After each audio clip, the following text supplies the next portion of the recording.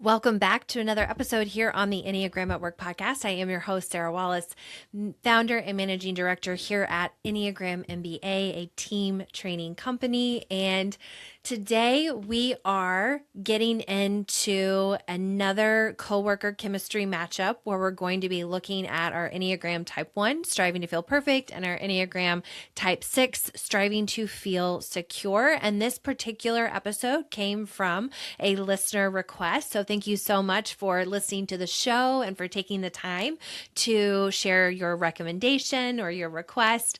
I love to hear from you. I want this podcast to be useful and beneficial and practical in the real world. So any ideas that you have as a listener that you think could contribute to that goal, I'd always love to hear from you. The best way to get in touch on podcast topics and ideas is just over on our contact page, enneagramMBA.com/contact, where you can leave a comment, a suggestion, share a question. And if you're listening for the first time, welcome. I'm glad you're here. I hope to have you back. And if you're a repeat listener, you probably have heard me say, if you have any real world experience as this type or that type, or a manager or peer that's that type, share your experience. And that is the place to do that as well. So I'll extend that offer, I'm sure, at the end of today's episode as well. We have covered our Type 1 and Type 2 Coworker Chemistry matchup, kicking off this new season kind of series, which will be quite a long series.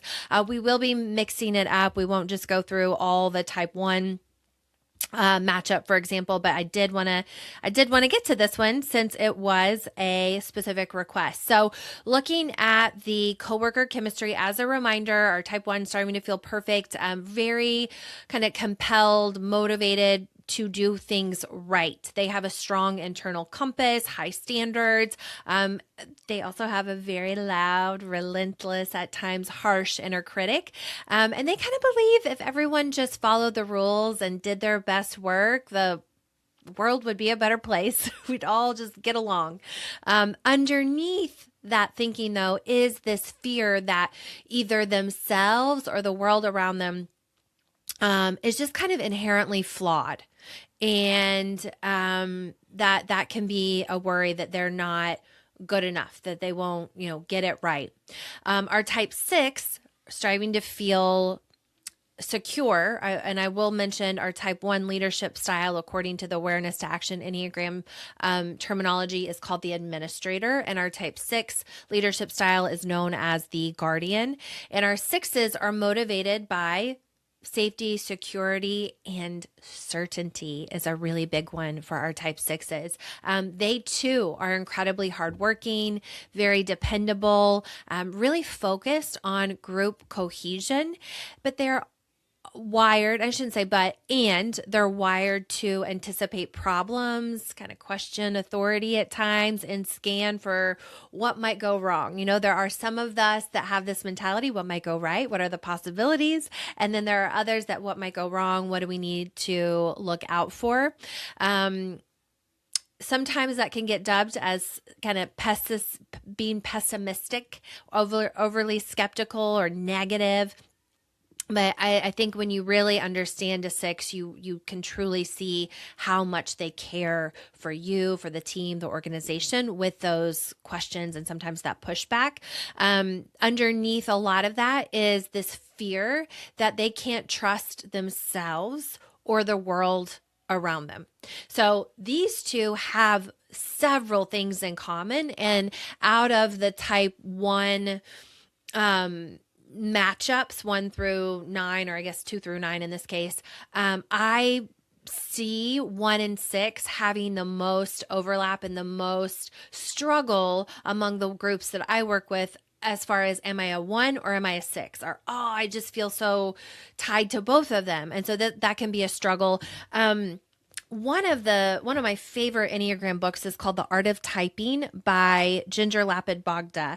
And she matches up and kind of gives the differences between each type. And she has 2 points here that I really think about quite a lot, and we'll go back to and reference the differences between a 1 and a 6. And one of them is that she says that both can worry about what might go wrong and getting it right.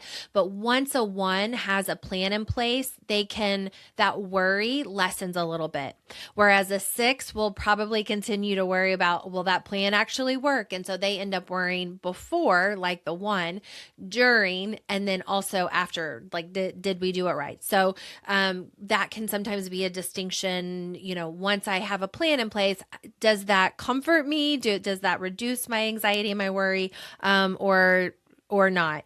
And then the other one that I often will refer to is around getting it right. So typically a type 1 believes there is one right way to do something because of a process, a law, a procedure, a proven method, whereas a 6 believes there's multiple options, and then their worry then turns to each one kind of has their pros and cons. And so that can cause some paralysis analysis with our 6s, because, well, we could do it this way, or we could do it this way, or we could do it this way.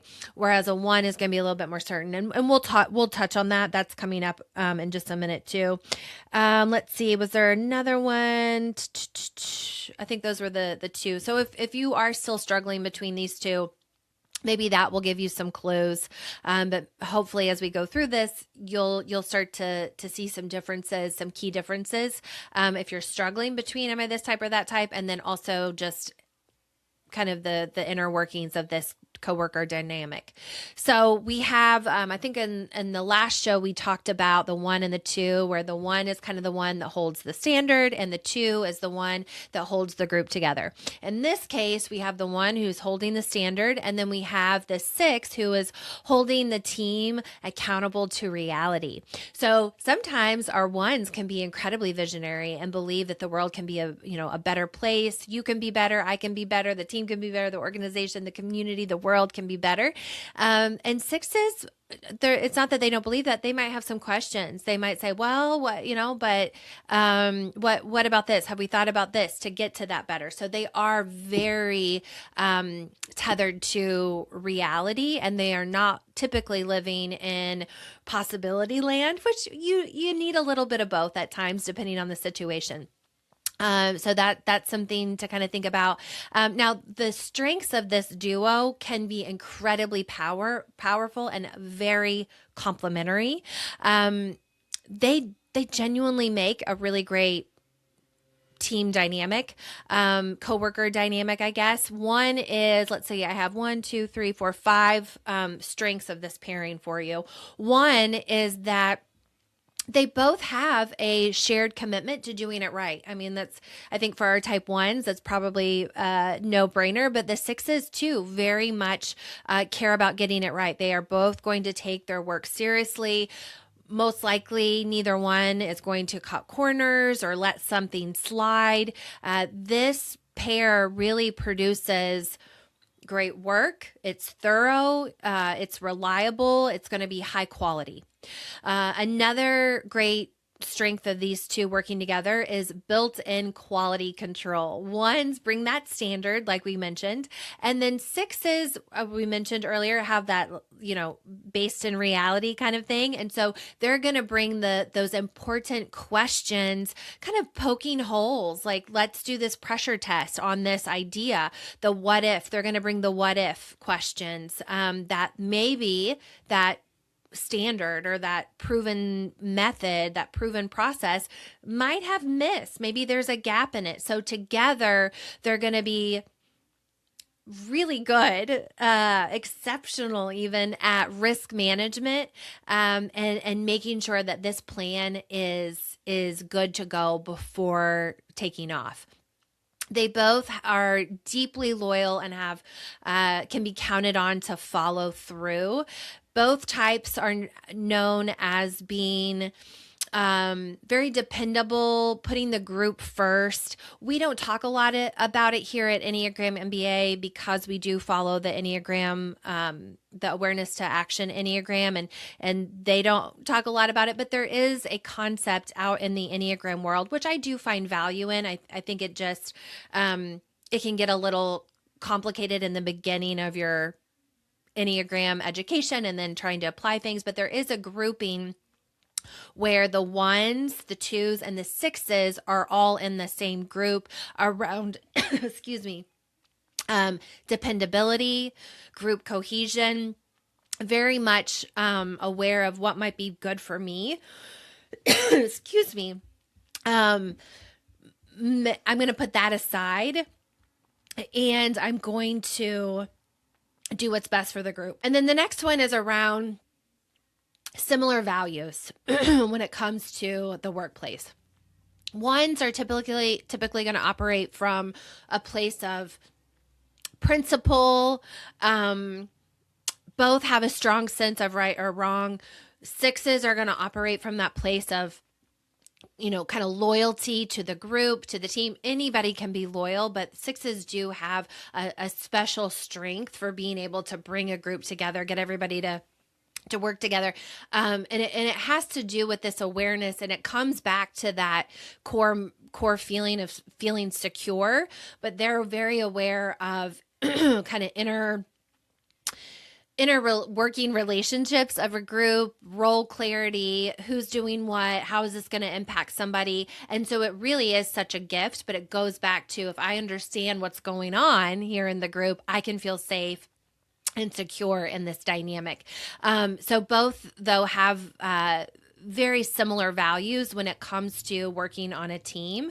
And when their values align, this can be one of the most dependable, trustworthy duos on any team. And then the last one that I have here is around preparation, contingency planning as a love language. So both are going to show up. They're going to be ready. They're going to be prepared. Meetings are going to be thoroughly thought through, well planned, contingencies considered. Nothing's going to fall through the cracks. What a powerful duo right there. Now, there may be some friction at times, and let's see, I think I have 5 potential friction points. Again, it doesn't mean that this will happen. It doesn't mean these are the only points of friction, but here are some things that could happen between this duo that could cause some friction. So one of them is, and this section could also be helpful if you're still kind of stuck between, am I this or that? So one point of complication at times might be around the one certainty and the six's skepticism. So ones really trust their internal compass most of the time. They really have a kind of a strong North Star. This is wrong. This is right. This is what needs to be done. This is the way it should be. Where sixes are going to be a little bit more questioning of everything, including the type one's quote unquote obviously correct conclusion, path forward, the thing that they want to do. It's so clear to the one, they are certain that this is the way to go. But a six, it might feel like to the one that they're undermining them a little bit with those questions. And for a six, it might feel like that one is a little arrogant in that area. Another one is around questioning authority. Ones really do respect rules, structure, hierarchy. I don't have to agree with everything, but I will kind of respect the process. I will respect the system that is in place. To an extent, like it needs to make sense, right? And it needs to be in line with their ethical right or wrong standards. Whereas a six is going to be much more willing to question authority. They have kind of a complicated relationship with authority where I joke sometimes during our presentations where a six is like, don't you dare tell me what to do, but also, can you tell me what to do? And so it is this kind of this push-pull. They want to trust the authority, but they kind of need to test it to make sure that it can be trusted. They're just not going to blindly follow. So a one in charge might feel constantly second-guessed and undermined by a six who's really just wanting to do their due diligence and kind of do that, that pressure test. Can this person, can this system, can this idea actually be trusted? Another one is around Anxiety versus irritation. So, and this will happen. This won't be probably a daily occurrence, but maybe under a stressful situation, a tight deadline, you got a big workload. Sixes are you're going to see that worry. They're going to externalize that worry, where a one, most likely, they may also be worried. They may also have some external worry. You know, this isn't 100% true 100% of the time, as we always say. But a one is more likely going to internalize any type of criticism. They might withdraw, they might kind of go rigid, but that's going to happen a lot of times inside, and then that inner critic is going to be coming out. So a six might be thinking, what if this goes wrong? And they're going to be outspoken about that. They're going to question, you're going to hear from it. And to a one, and maybe to others, it can feel like they're catastrophizing. And on the flip side, the one who, let's just follow the process, right? Let's just do what has always worked. When that gets said to a six, that might feel a little dismissive. Like, well, wait a minute, we haven't thought through these other possibilities of things that might happen.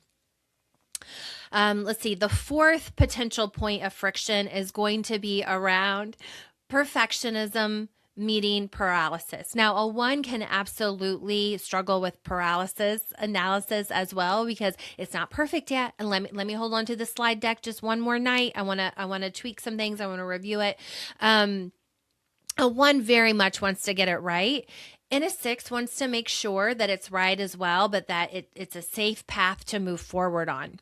So together, under pressure, this can really create just a continuous conversation, a continuous looping of refinement and second guessing that stalls momentum. So gotta watch out for that when you're working with your one or your six teammate. And then the last one is around feedback feeling like a threat. Ones are going to give very direct feedback.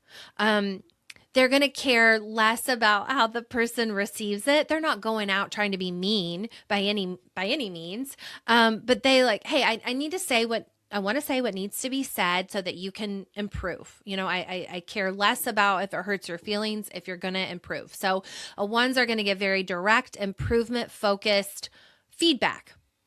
A six sometimes can read that critique as they don't trust me. They don't trust my judgment. They don't trust my work. They're questioning my decision making. So that can cause some friction. And then a six who doesn't feel secure, might overly explain, might get defensive, or maybe shut down completely. So that can be a potential friction point between those two.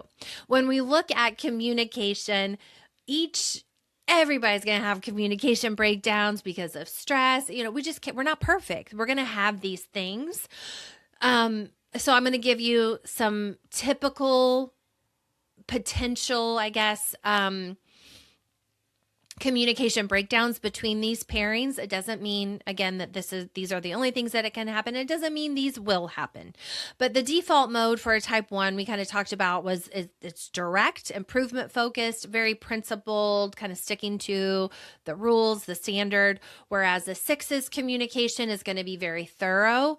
And when that's dialed up too high, that might feel like over explaining, very focused on how this impacts the group. And then it's going to be questioning, which can feel on the receiving end, you're undermining my authority or you don't trust me. Under stress, that communication for a type one can get really critical and rigid and impatient. During stress for a six, that communication style can be very, I guess, riddled with anxiety. It can be a reactive communication style. And sometimes it can even be combative, a combative communication style when they really feel like you're backed into a corner, when they really feel like they've been dismissed. Some things that a one might need to hear is just, hey, I trust your judgment. I trust you. I trust that you've thought this through. And where a 6 might need to hear something similar, but a little more nuanced in that, hey, you're safe here. Like I've got your back. Like, thank you for those questions. You're safe to bring up your questions and concerns. And then when it comes to communication, a type 1 might struggle with receiving feedback. It can feel like they're being challenged by the 6. And for the 6's struggle, it's going to be receiving that direct feedback at times from a type 1 without feeling like they're being totally criticized. So when a 6 is asking, well, but what about this? As a 1, just know they're not trying to derail the plan. They're trying to make it bulletproof. They're trying to make sure they're safe, you're safe, the team's safe. And a 1 saying, hey, here's the right way to do this, isn't necessarily dismissing your concern as a type 6. What their intention is most likely is to create clarity, a clear path so that you can move forward with less worry and anxiety. So when these two can kind of learn to hear the intention behind the delivery, some of that miscommunication can be avoided or at least lessened.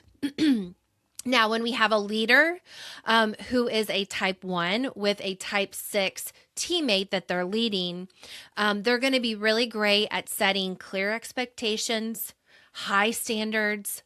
They're going to be consistent. They're going to hold people accountable. 6s are going to appreciate the heck out of this, probably more than other types. But on the flip side, a 1 leader who is very rigid, is inflexible, dismissive of concerns. It's like, this is the right way, we're doing it kind of thing. That's a really fast way to lose a 6's trust. And when you don't have a trust with a 6, they're either going to become really anxious, like just kind of an anxious mess, or almost like a quiet enemy, ultimately kind of just continuing to push back. So you want to just be aware of, when you can, explaining those things. So some things to watch for is your 6 teammate needing that reassurance. And sometimes it's more than you might think as a 1 is necessary. It's like, well, we don't have time for questions. We just got to do it. This is what it needs to be done. Just do it. And of course, there are times and situations where that's what you got to do. But of course, there are times when you could slow down a little, explain some things. So just be aware of that, and know that as a type 1 leader, that those questions and that reassurance that a type 6 needs, like, am I doing a good job? Is this the right way to do it? Did I make the right decision? It's not weak or incompetent. It's just, we all need and appreciate different things. So reassuring your type 6 can go a long way as well. And so the sweet spot for this type 1 leader, type 6 teammate dynamic is a leader who, when possible, explains the why behind their decision. And that's going to earn so much loyalty, trust, support from that type 6 teammate. Going to make your job easier, actually, as a type 1 leader. Now, when the roles are reversed, when we have a type 6 that is a leader leading a type 1, they're going to create a team culture of careful planning, mutual accountability, which a 1 also appreciates and going to do, and then just a really strong sense of group loyalty, group cohesion, which a 1 is going to appreciate. Now, they might struggle, a 6 might struggle in this leadership role with making decisive calls without checking in with everybody, without that group consensus, which can feel frustrating to a type 1 who really wants a clear direction. I think 6s probably struggle with checking in with the group. 9s will do it. 2s may do it a little bit. So, we're not, any type can struggle with that, but that's a common one that I've seen. So you want to watch out for your type 1 teammate that you're leading, dismissing the type 6's leadership as indecisive, or maybe going rogue as a type 1 with your own standard when you don't feel like it's being led well or led in the right direction. So be aware of that. As a type 6, that might be something that is a struggle that's going on. And if you have a type 6 manager and you are one, that could be a frustration of yours. The sweet spot here for this duo is a 6 leader who is transparent also about their reasoning and will invite the 1 on their input when it comes to quality and the process. So kind of having a more collaborative approach while still taking the lead and moving things forward. When it comes to kind of a peer-to-peer relationship, they are probably one of the most reliable pairings on any team.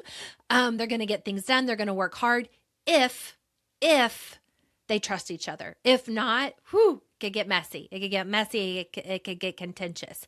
So another risk that you might have to watch out for between these 2 teammates and just kind of a peer-to-peer setup is we kind of talked about getting caught up in that anxiety, overthinking, paralysis loop where, is this good enough? Is this safe enough? Are we certain that this is the right decision, the right move? And you can just loop and loop and loop unless you have somebody to kind of step in. So watch out for that if you happen to be working with in this duo. So it could be really great if you kind of hey, 1, we talked about you're great at setting the standard. And as a 6, you're great at kind of owning the risk assessment. So together you're going to kind of cover the full gamut, the full picture of making sure everything's done perfectly. And you've thought about everything that could go wrong before you actually ship it. So you know it's going to be done well. What growth looks like for this dynamic is, as a 1, your certainty isn't necessarily the whole picture.